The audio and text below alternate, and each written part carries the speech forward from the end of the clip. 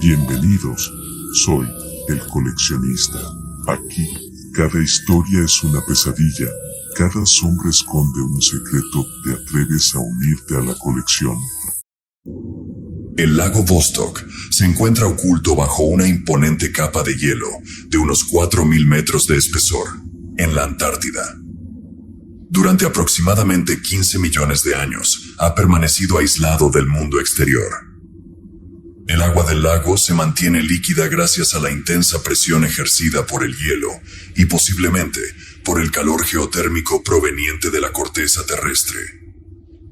A pesar de que tenga un nombre ruso, Vostok es un lago que no se encuentra en Rusia, sino en mitad de la Antártida, debajo de aquel continente helado.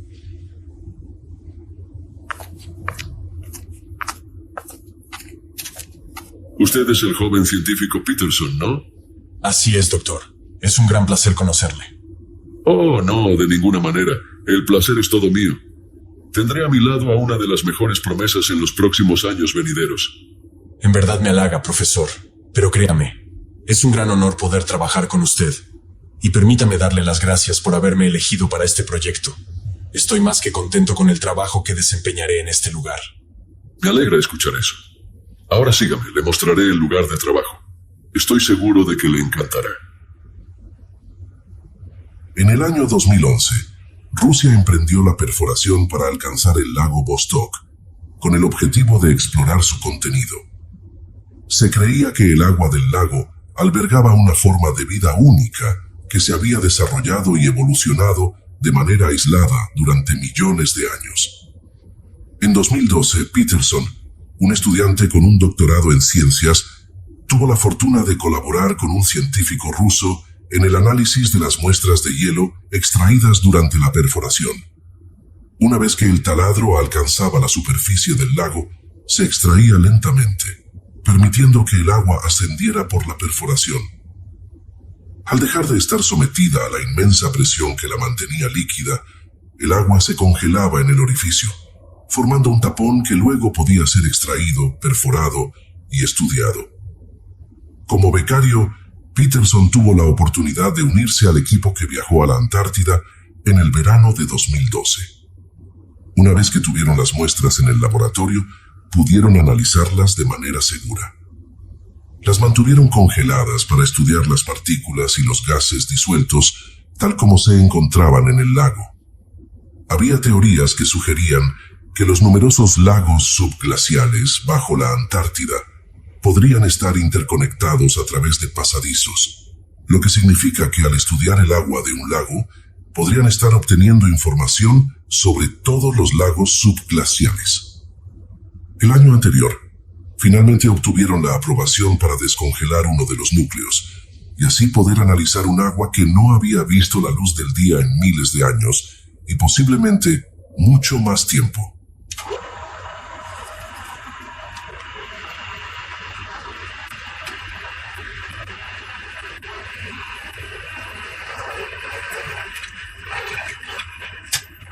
La perforadora hace un excelente trabajo.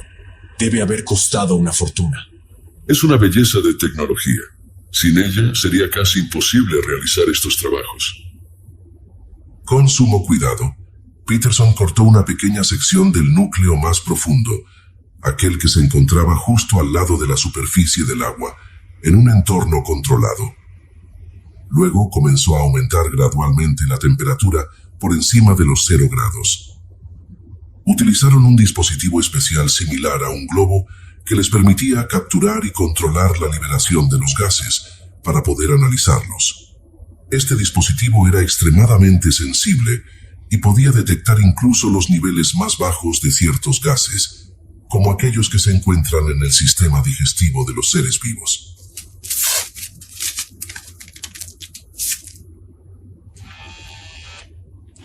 Inmediatamente, el dispositivo registró un nivel de oxígeno sorprendentemente alto en el agua.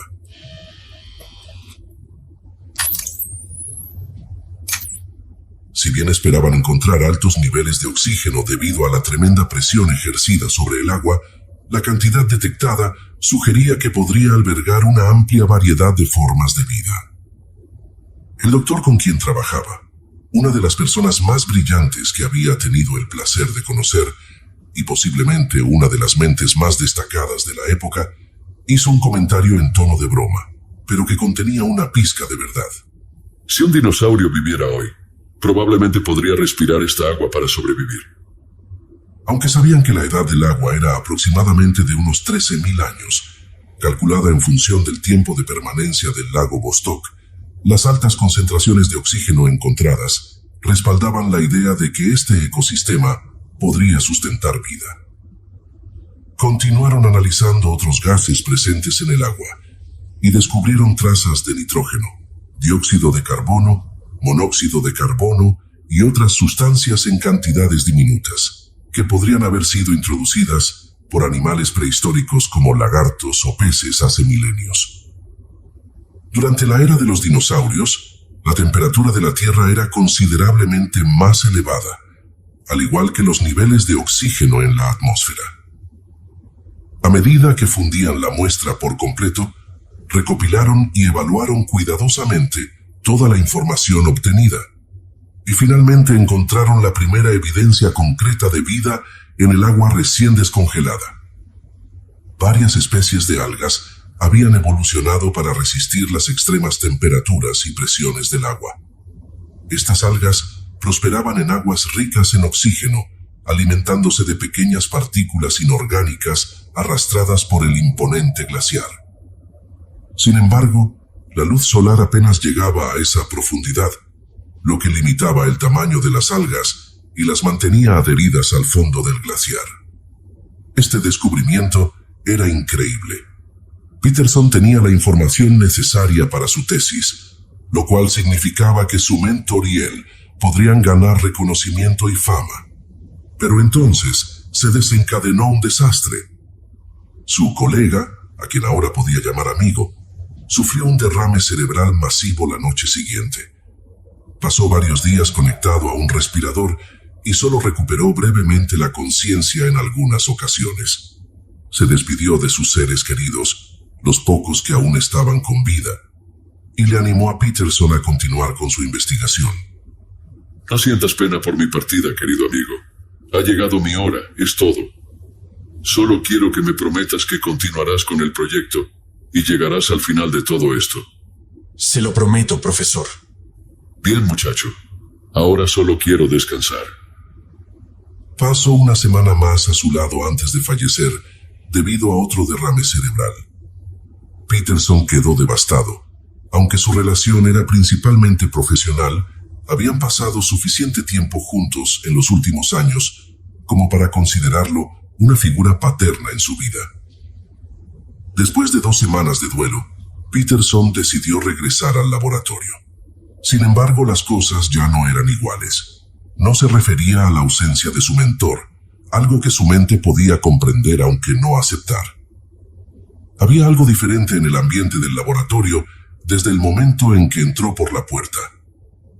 Aunque seguía estando protegida, no podía dejarla allí, así que la volvió a colocar en su recipiente. Además, descubrió que el resto del núcleo estaba medio descongelado en el almacén. O eso creía. Sin embargo, el núcleo más profundo se había descongelado por completo debido a un cortocircuito en la unidad de refrigeración.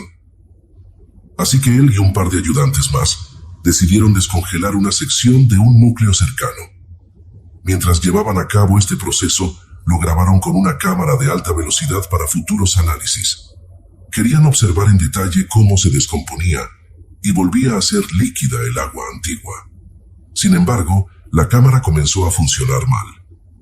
Los niveles de compuestos orgánicos disueltos en el agua eran inusualmente altos, como si una criatura gigante hubiera muerto en el agua antes de congelarse.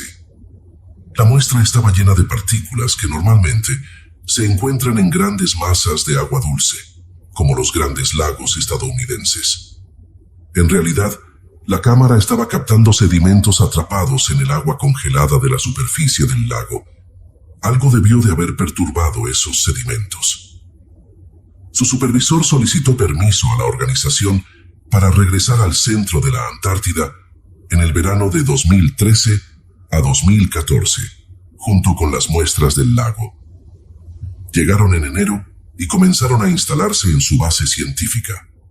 Habían pedido establecerse en la estación Vostok, en la Antártida, pero debido a complicaciones y falta de coordinación, la estación ya había sido ocupada.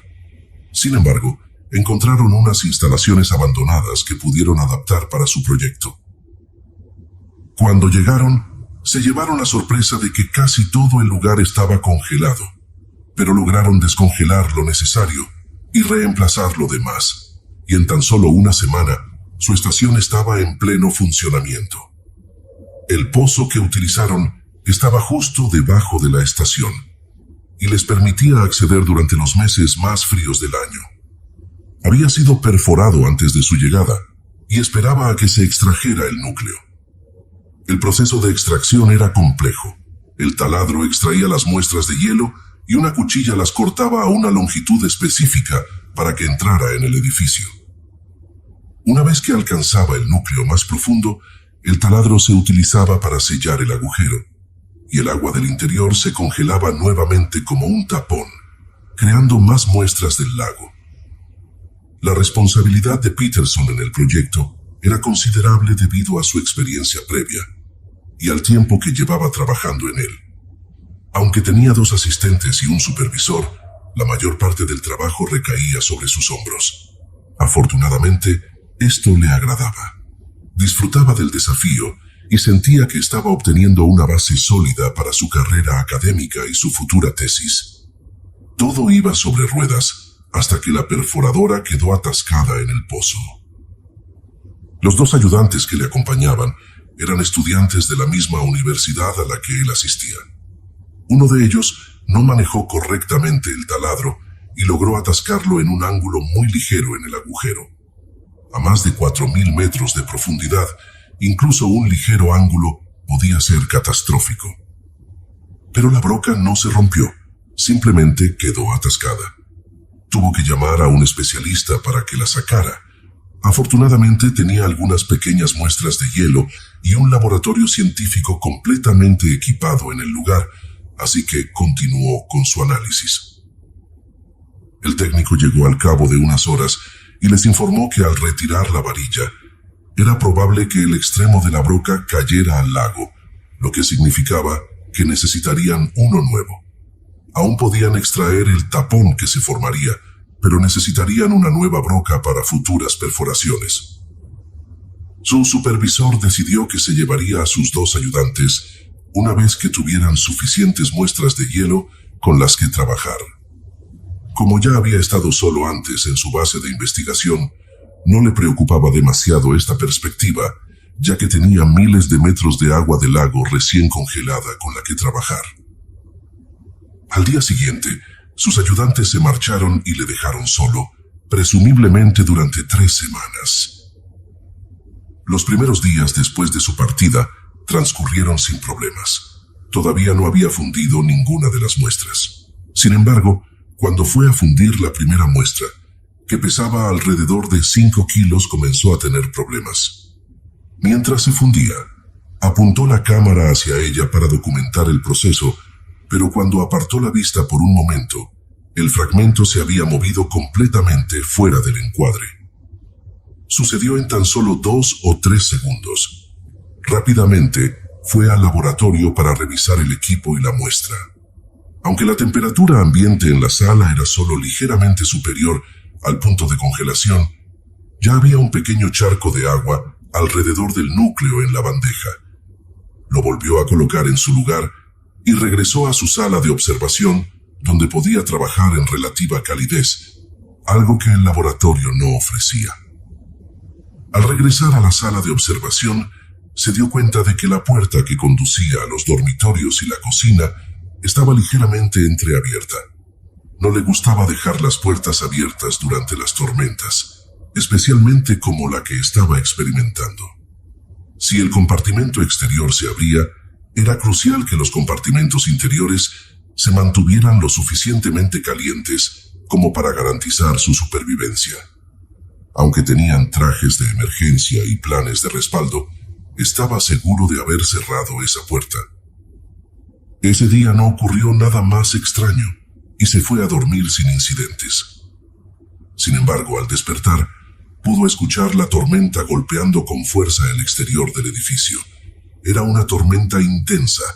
El informe meteorológico de la estación indicaba vientos de 90 kilómetros por hora, una ventisca torrencial y la temperatura era inferior a menos 60 grados. Estaba cerca de alcanzar la categoría de condición meteorológica 1, la peor posible. Afortunadamente, para Peterson, ese día iba a trabajar felizmente con otra muestra, extrayendo el oxígeno disuelto y estudiando cómo variaba con la profundidad. Eso era lo que tenía planeado, hasta que entró al laboratorio. Su muestra había desaparecido. La muestra inicial que había fundido el día anterior también había desaparecido. No se había evaporado, ya que el aire del laboratorio estaba filtrado y climatizado. Se quedó perplejo y empezó a pensar que había alguien más en las instalaciones. Aunque la base no era grande y no había muchos lugares donde alguien pudiera esconderse, comenzó a notar cosas extrañas. Aquella noche, justo cuando entraba a la cocina para cenar, alcanzó a ver brevemente lo que parecía ser una persona que huía de la habitación mientras entraba. Solo pudo distinguir una sombra, pero realmente parecía una persona.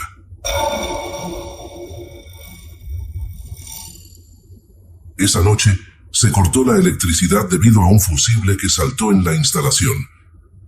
Se despertó con un frío glacial y una alarma que debería haberle despertado antes. Se vistió rápidamente y fue a cambiar el fusible por uno nuevo. Al llegar al cuadro eléctrico, se encontró al final de un pasillo oscuro de unos 40 metros. Iluminó rápidamente con su linterna hasta el final y logró ver lo que parecía ser una sombra agachada detrás del pasillo contiguo. Colocó el nuevo fusible, restableció la alimentación y salió corriendo, decidido a alcanzar a esa persona. Dobló la curva y no había nadie, ninguna sorpresa, simplemente nada. Desconcertado, regresó a su habitación e intentó volver a dormir. La tormenta seguía golpeando el costado del edificio con una frecuencia espeluznante. Casi parecía tener un ritmo. Empezó a pensar que tal vez algo estaba golpeando la pared del edificio debido al viento extremo. Se quedó tumbado allí durante horas hasta que finalmente logró conciliar el sueño unos minutos antes de tener que despertarse para comenzar el día. Su día finalmente mejoró cuando empezó a analizar un pequeño trozo de sedimento que parecía proceder del fondo del lago. Era extremadamente antiguo y tenía una pequeña cantidad de algas acumuladas.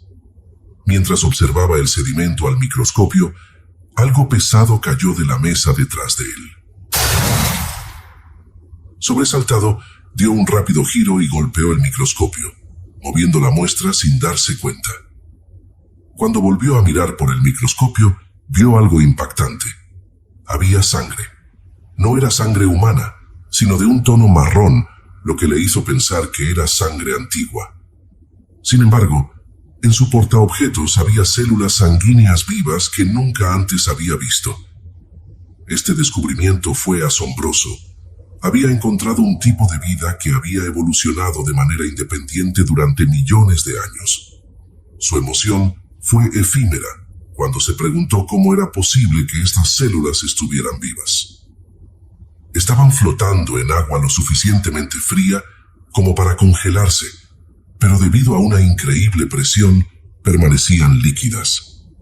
La mayoría de los seres vivos no tienen los mecanismos necesarios para sobrevivir en estas condiciones, y mucho menos para producir células sanguíneas que puedan vivir fuera del cuerpo.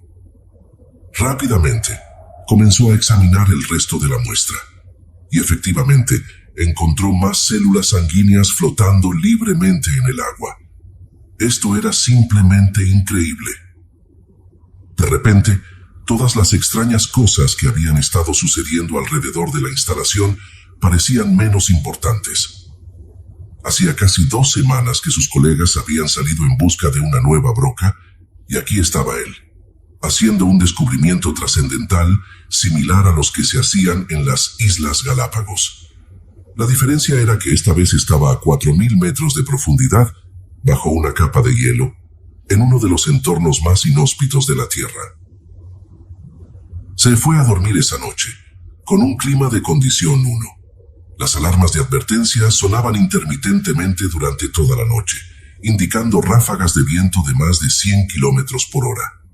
La temperatura había alcanzado un récord mínimo para el mes de marzo, de menos 80 grados. La instalación estaba diseñada para resistir estas condiciones extremas, o al menos eso esperaba.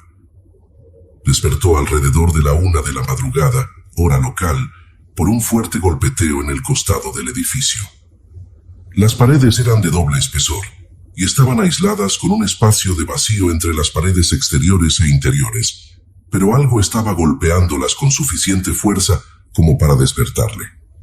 Sabía que no podía salir en una alerta de condición 1, así que intentó en vano volver a dormir, hasta que notó un patrón extraño en los golpes.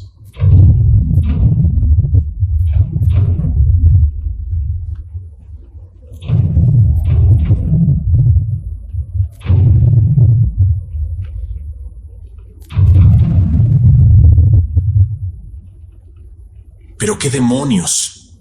Después de que se repitiera varias veces, pensó que podría ser código Morse, y se asustó al pensar que podría haber alguien atrapado afuera de la estación. Tal vez sus colegas habían regresado y él estaba ignorando sus súplicas de ayuda. Corrió hacia la estación de monitoreo, donde tenían una cámara conectada al exterior para vigilar la puerta principal. La encendió rápidamente y descubrió, para su consternación, que estaba completamente cubierta de hielo. Solo podía ver una pequeña esquina de la puerta. Estaba a punto de darse por vencido cuando vislumbró brevemente una sombra. Alguien estaba allí. Se apresuró a vestirse completamente. Iba a tener que romper las reglas y abrir la puerta y la esclusa de aire en medio de una tormenta de condición 1.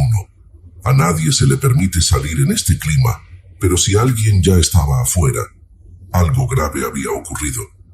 Tal vez un accidente en el viaje de regreso les había impedido alertarle por radio. Regresó corriendo a la puerta lo mejor que pudo y encendió la luz de la esclusa de aire y la luz exterior. Abrió la primera puerta y encontró la esclusa de aire llena de humedad congelada que se había acumulado en las paredes y el suelo. La puerta también estaba casi congelada. Aseguró una cuerda de seguridad a su cintura y luego al pasamanos de la pared, y forcejeó para abrir la puerta. Si no hubiera asegurado la cuerda, probablemente no habría vivido para contarlo. La puerta fue arrebatada de sus manos por una ráfaga de viento masiva, y Peterson cayó directamente hacia el abismo exterior. Después de luchar para ponerse de pie durante unos segundos, vio que no había nadie allí. La entrada estaba ligeramente protegida, pero en su mayoría estaba expuesta a la tormenta. ¿Hola? ¿Hay alguien ahí? Gritó para ver si alguien estaba cerca, pero ni siquiera podía escucharse a sí mismo. Miró en dirección a su habitación, ahora iluminadas por las luces exteriores, y vio 2 grandes abolladuras en la pared, pero no podía ver más allá de ellas. De todos modos, era solo un corto trayecto, y pensó que tal vez se estaba volviendo loco. Así que extendió la mano para cerrar la puerta y regresar al interior cuando creyó ver algo en la nieve. Los ojos pueden engañarte cuando miras fijamente la densa nieve, que limita la visibilidad a unos pocos metros. Con vientos tan fuertes que apenas pudo mantenerse en pie, se aferró a una cuerda de seguridad. Sin embargo, pudo distinguir una figura parada en la nieve. Esto era sorprendente, ya que nadie debería poder mantenerse erguido en estas condiciones sin apoyo. A medida que intentaba volver adentro, pudo ver claramente el contorno de una persona. Rápidamente, intentó gritarle, pero al hacerlo, se movió repentinamente y tuvo que ajustar su mirada. Para su sorpresa, la figura había desaparecido.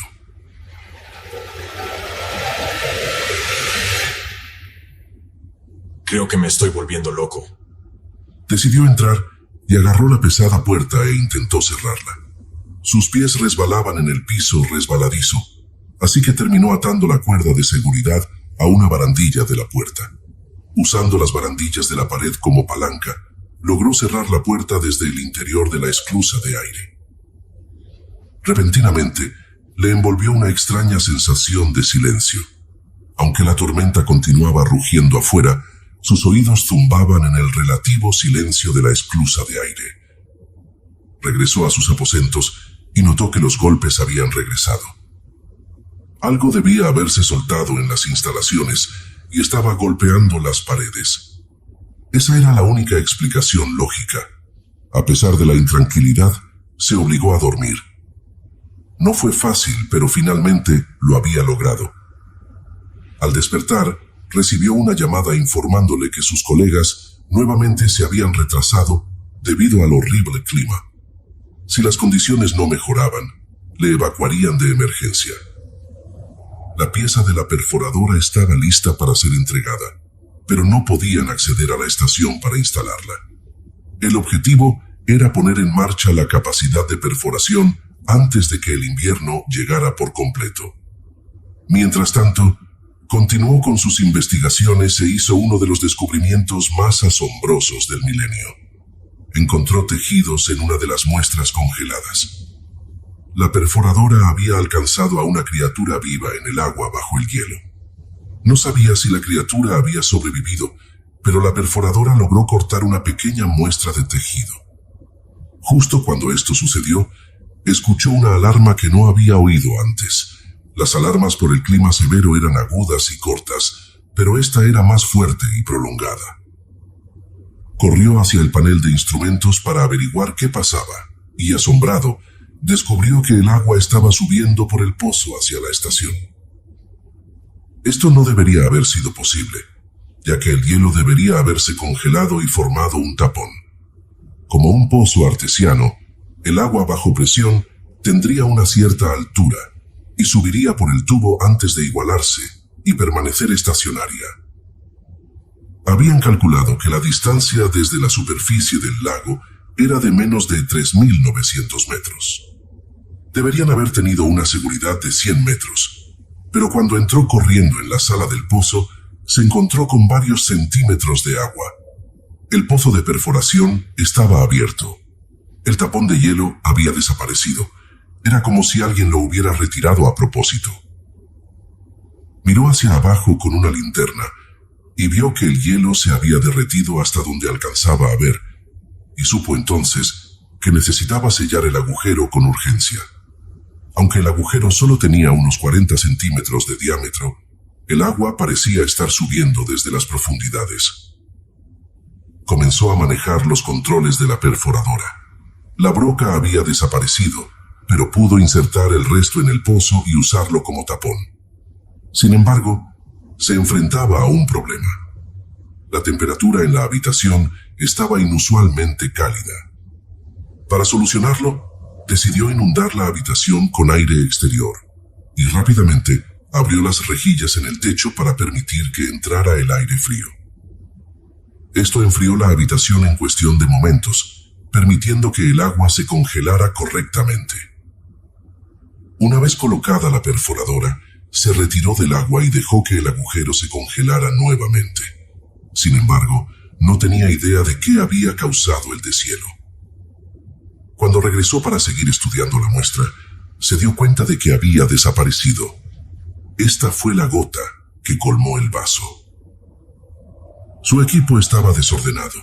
Las diapositivas se habían movido y su descubrimiento revolucionario había desaparecido. Mientras se preparaba para tomar una nueva muestra, abrió la puerta de la sala de congelación y descubrió que todo se había descongelado. El núcleo de hielo de 4.000 metros se encontraba en el suelo de la instalación, volviendo a congelarse lentamente. Sus muestras estaban arruinadas. A punto de salir furioso de la habitación, notó algo en un estante cerca del fondo. No debería haber nada allí si el hielo se había descongelado, pero algo estaba ahí. Se acercó y descubrió lo que parecía ser un cadáver momificado. Estaba negro, azul y marchito, y su posición era retorcida e irreconocible, como si tuviera demasiados miembros. De repente, el cadáver comenzó a moverse y a arrastrarse hacia él, usando más de 2 brazos y tal vez una pierna adicional. Peterson trastabilló hacia atrás y se agarró a un estante antes de caer. Se dio cuenta de que ya estaba caminando sobre varios centímetros de agua, pero luego empezó a correr. La cosa se movía a la altura de su cintura sobre el estante y estaba a punto de abalanzarse sobre él, pero logró cerrar la puerta justo antes de que le alcanzara, bloqueando así la sala de muestras. Luego de aquello, abrió las rejillas del techo para intentar congelar la habitación y lo que sea que estuviera dentro. Luego corrió hacia los alojamientos de la tripulación y se encerró. Tenía acceso a la cocina, los espacios comunes y los dormitorios sin tener que pasar cerca del laboratorio. Pronto sería evacuado de emergencia, solo tenía que esperar. Sin embargo, en ese momento no podían comunicarse con él a través de los dispositivos de comunicación. Intentó acceder a las comunicaciones y descubrió que Internet había vuelto, pero las comunicaciones por radio estaban aún caídas. Le llegaron varios mensajes preguntando si estaba bien. Al parecer, estaban recibiendo señales de socorro de emergencia desde el laboratorio. También habían notado la alarma de agua. Peterson les contó lo que había sucedido, pero no le creyeron. Le dijeron que estaba loco y tal vez lo estaba. Estaba solo en la Antártida y llevaba casi un mes allí. Le compararon con un astronauta en la Estación Espacial Internacional que sufre de ansiedad. Luego de aquello, logró calmarse un poco al ver que las cámaras de seguridad no mostraban movimiento en ninguna otra parte de la estación. Decidió entonces tomar precauciones y agarró una pistola de bengalas y una palanca, ya que eran las únicas armas disponibles, y lentamente se dirigió hacia el laboratorio. Todo parecía normal. Recibió un informe de que enviarían un transporte de emergencia para recogerle a la mañana siguiente, aprovechando una mejora temporal en el clima antes del invierno total. También traerían las piezas necesarias para reparar la perforadora. Así que tenía que empacar algunos equipos y las muestras que pudiera salvar. Evitaba la sala de muestras a toda costa. El laboratorio aún tenía algunas muestras bajo llave, así que las tomó y las colocó rápidamente en sus congeladores para su transporte. También tomó algunas piezas de equipo que necesitarían en la base. Sin embargo, tarde o temprano supo que tenía que enfrentarse a la inevitable visita a la sala de muestras. Tenía que inspeccionar los daños y desactivar el termostato interno que aún estaba encendido, el cual regulaba la temperatura desde adentro. Con el corazón latiendo más de lo normal, abrió la puerta. La habitación había estado congelada durante varias horas, y al abrir la puerta un poco, se encontró con una capa de agua congelada de varios centímetros de altura. La cosa no estaba por ningún lado. Con cuidado, cruzó hacia el otro extremo de la habitación, evitando el hielo acumulado, y giró el termostato a 0, permitiendo que el aire exterior controlara la temperatura durante el invierno. Observó detenidamente los estantes a la altura de la cintura, donde solían estar los núcleos de hielo. Luego se apresuró a encaminar hacia la puerta lo más rápido posible, pero justo cuando casi había llegado, notó algo de movimiento y levantó la vista. En la repisa superior, casi completamente congelada, estaba la criatura.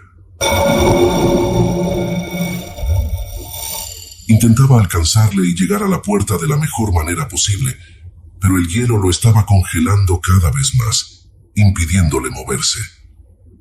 Golpeó desesperadamente a la criatura con la palanca antes de que éste pudiera atraparle. Casi se resbala, pero logró aferrarse al mango de la puerta. La criatura intentó arrastrarse por los estantes como lo había hecho antes, pero su gracia anterior había desaparecido y sus extremidades se rompían por la congelación mientras lo hacía. Peterson cruzó la puerta y la cerró con llave una vez más. Aunque no había una cámara en el interior que pudiera mostrarle lo que estaba sucediendo, podía escuchar los movimientos rígidos de la criatura y el sonido del hielo rompiéndose en sus extremidades a medida que se movía. Era como pescar en hielo. El agua finalmente había congelado al pez. Mientras retrocedía lentamente de la habitación, escuchó un ligero zumbido y se dio cuenta de que algo había cerrado las rejillas desde el interior. Sabía que había terminado. Regresó a sus alojamientos y volvió a cerrar las puertas.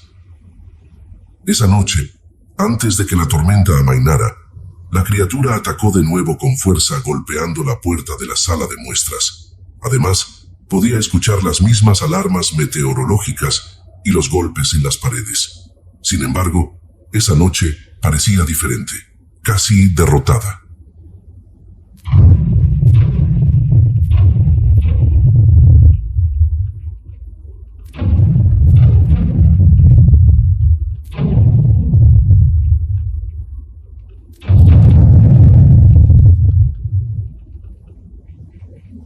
Finalmente, el ruido disminuyó, pero nunca logró conciliar el sueño.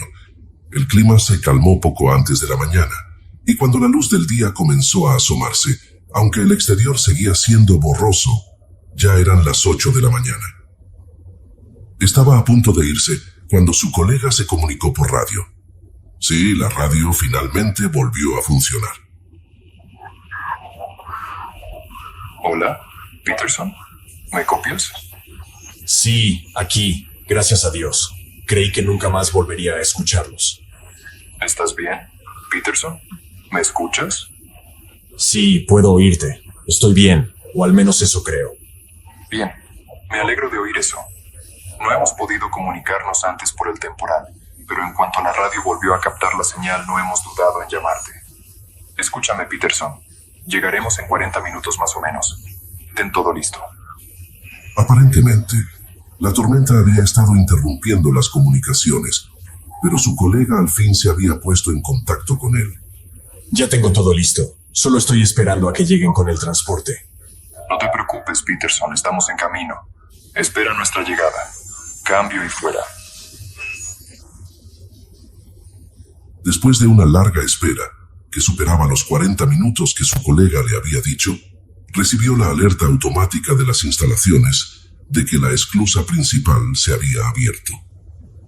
Peterson pensó que tal vez su colega ya había llegado y no le había avisado, así que fue a verificar, pero no había nadie allí.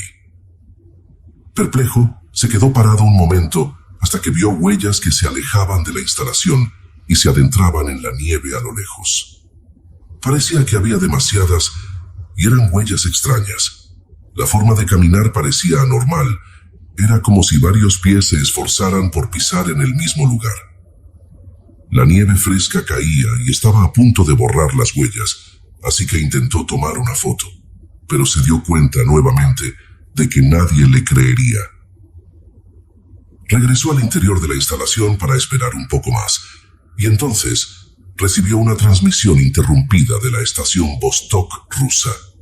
Estaba llena de estática y en su mayoría incomprensible.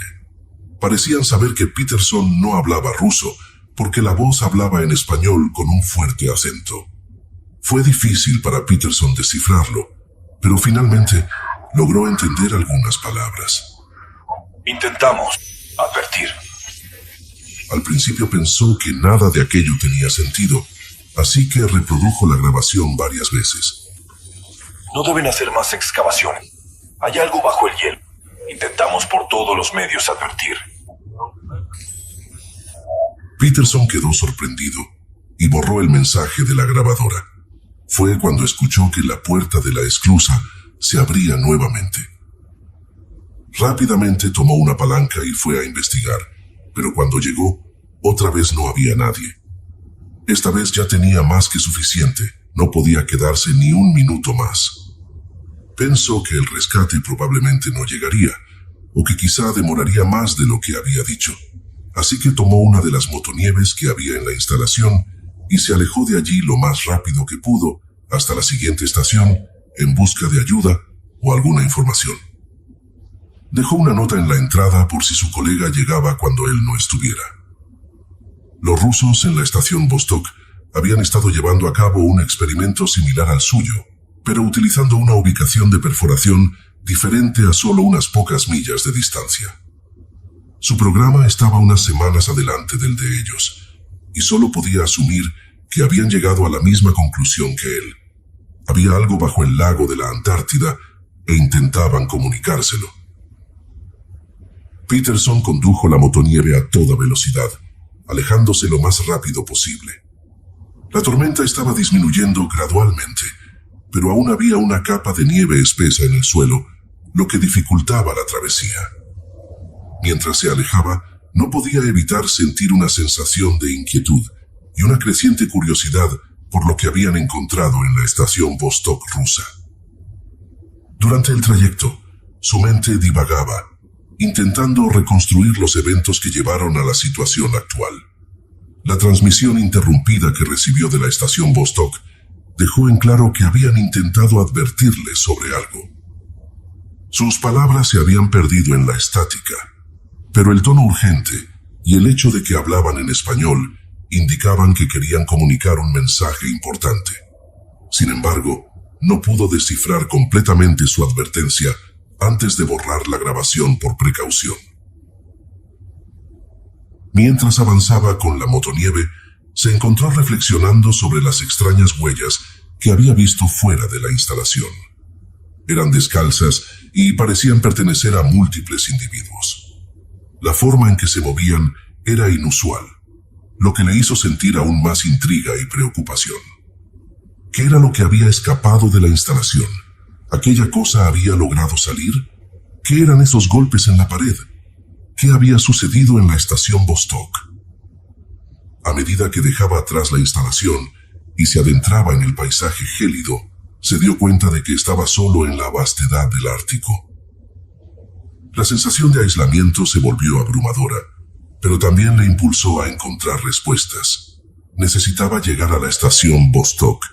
Necesitaba entender lo que había ocurrido allí y cómo se relacionaba con su propio descubrimientos. Después de casi 2 horas de viaje, finalmente llegó a la estación Vostok. El lugar estaba envuelto en un silencio inquietante. No había señales de actividad humana. Peterson se adentró en el interior de la estación con cautela, preparado para lo que pudiera encontrar. A medida que exploraba las diferentes áreas de la estación, quedó impactado por la escena que se presentaba ante él. Había evidencias de lucha y destrucción. Las instalaciones estaban en un estado de abandono y caos. Equipos científicos rotos y muestras esparcidas por el suelo daban testimonio de un evento catastrófico.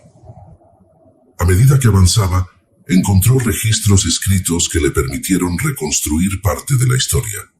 Al parecer, los investigadores rusos habían descubierto algo incomprensible durante su perforación en el hielo. Al igual que él, se habían encontrado con una forma de vida desconocida, pero las consecuencias de su encuentro habían sido mucho más devastadoras. La criatura que habían liberado en su intento de estudiarla había resultado ser extremadamente peligrosa y violenta. Se había propagado rápidamente por la estación, atacando a los investigadores y causando estragos en el equipo y las instalaciones. Los intentos de contenerla y eliminarla habían fracasado, y la situación se había vuelto insostenible. Los investigadores rusos habían intentado enviar advertencias a otras estaciones y bases científicas, incluida la de él, para prevenir la propagación de la criatura y el peligro que representaba. Sin embargo, la tormenta había interferido con las comunicaciones, lo que dificultó la transmisión efectiva de su mensaje. A medida que profundizaba en los registros y exploraba la estación abandonada, sentía una mezcla de alivio y terror. Había escapado de la misma amenaza que había asolado la estación, pero también se enfrentaba a la realidad de que esta criatura aún estaba suelta en algún lugar del Ártico, representando un peligro para cualquier ser humano que se encontrara en su camino. Con esta nueva información en mente, decidió regresar a su base e informar a sus superiores sobre lo que había descubierto en la estación Vostok. Era crucial que se tomaran medidas para contener y estudiar adecuadamente esta criatura antes de que pudiera causar más daño. Además, su único medio de escape de la Antártida quizá lo estuviera esperando, y si no llegaba a tiempo, se irían sin él. El viaje de regreso fue tenso. Su mente estaba llena de preguntas y preocupaciones. ¿Cómo se originó esta criatura? ¿Qué tan peligrosa era realmente? ¿Qué medidas podrían tomar para protegerse? Pero cuando finalmente llegó a su base y pensó que el rescate ya había llegado, se llevó la sorpresa de que estaba tan desolada como lo había dejado. Pero había algo que le horrorizó, algo que antes no había estado. Había más huellas, pero esta vez eran huellas de botas de nieve y marcas de neumáticos que se alejaban del lugar. Pero además de eso, había sangre, mucha sangre por todo el lugar, como si se hubiera desatado una carnicería. Se dio cuenta también de que había sangre en la entrada, como si algo hubiera arrastrado algo dentro de la instalación. Con un temor aplastante en su ser, supo que algo espantoso había sucedido y había llegado demasiado tarde. El rescate había llegado y al parecer se habían marchado. Pero ¿y la sangre? Rápidamente, con un temor amenazándole la espalda, entró en la instalación y se dirigió a la sala de mando e intentó comunicarse por radio y comunicar lo sucedido. Pero desgraciadamente se dio cuenta de que la radio había dejado de funcionar. Más bien, alguien la había estropeado, ya que notó que algunos de los cables estaban rotos. Se maldijo por lo alto por ser tan estúpido e irse del lugar sin antes analizar la situación. Caminó desesperado por la instalación, buscando algo que le pudiera servir para entablar una comunicación, cuando notó algo que le alarmó de tal manera que su corazón casi se le detuvo en su pecho. La puerta de la sala de muestras, donde la cosa había quedado encerrada, estaba abierta y había las mismas manchas de sangre en la entrada y algunas pisadas deformes que no correspondían a un ser humano. Entonces, supo que si entraba en aquel lugar, sabía que vería una de las escenas más traumáticas de su vida. Con un tremendo terror, corrió de vuelta a la sala de comunicación y cerró la puerta. Ahí se mantuvo en silencio durante un rato hasta que vio la grabadora sobre la mesa cerca de la radio. No supo de qué le podía servir, pero aún así lo encendió para escuchar alguna de las grabaciones que no fueron borradas. Pero lo que escuchó a continuación le dio a entender que jamás volvería a salir de este lugar, que moriría ahí de frío, hambre o algo mucho peor. La grabadora había recogido en su memoria las últimas llamadas que se habían hecho. Entonces entendió todo. Entendió que aquella cosa no solo era una especie de criaturas que había evolucionado. Aquella cosa claramente no era de este mundo. Era inteligente. Quizá solo fue cuestión de tiempo para que pudiera adquirir su naturaleza y mostrar de lo que era capaz. Podía copiar la semejanza de un humano, copiar su forma y claramente la voz. Peterson presionó la tecla y la grabadora empezó a reproducir una llamada que él no había hecho, pero que tenía su voz. ¿Hola? ¿Me copian? Soy el Dr. Peterson. El rescate ha llegado, pero algo aterrador ha ocurrido. Hay algo abominable aquí, una presencia sobrenatural que desafía toda comprensión. Surgió de las oscuras profundidades de la perforación realizada por los rusos en el lago Vostok y se ha extendido como una plaga maligna. Ha cegado la vida de todos los valientes rescatistas, pero yo he logrado ocultarme en las sombras. Afuera, el viento aúlla con ferocidad y la tormenta se desata con una violencia inhumana. No sé cómo lograré escapar de esta pesadilla, pero haré todo lo posible. Llevaré conmigo varias muestras congeladas del lago, y es imperativo que permanezcan congeladas hasta que pongamos pie en tierra firme. El lugar ya no es seguro, repito, el lugar ya no es seguro. Les ruego encarecidamente que no se acerquen ni envíen una expedición a este infierno helado y maldito. Ahora debo partir. Arrastraré todo el equipo hasta el puerto de embarque, pero necesito desesperadamente que vengan a mi encuentro. Apresúrense antes de que la oscuridad devore mi cordura y mi alma. Cambio y fuera. El mensaje fue recibido, y tal como había pedido lo que pensaban que era el Dr. Peterson, varios hombres llegaron al encuentro y ayudaron a llevar las muestras al puerto para luego ser transportadas a un laboratorio. Y el verdadero Peterson yacía en la instalación, tumbado en el suelo al borde de la locura, solo y desamparado, esperando una ayuda que jamás llegaría. Afuera el temporal había empeorado, la tormenta ártica había llegado. Con ella todas las comunicaciones se perdieron. La luz se fue una vez más, y la instalación quedó en silencio y en completa oscuridad. Lo único que se escuchó fue el grito desgarrador de Peterson.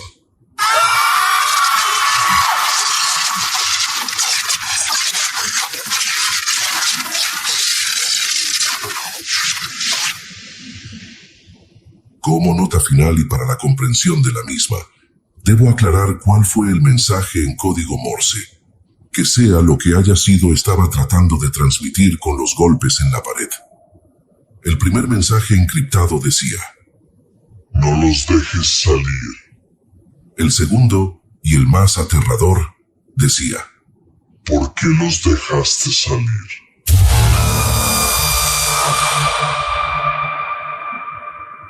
Si te atreves a volver, suscríbete y activa la campana de notificaciones. Nos vemos en la próxima.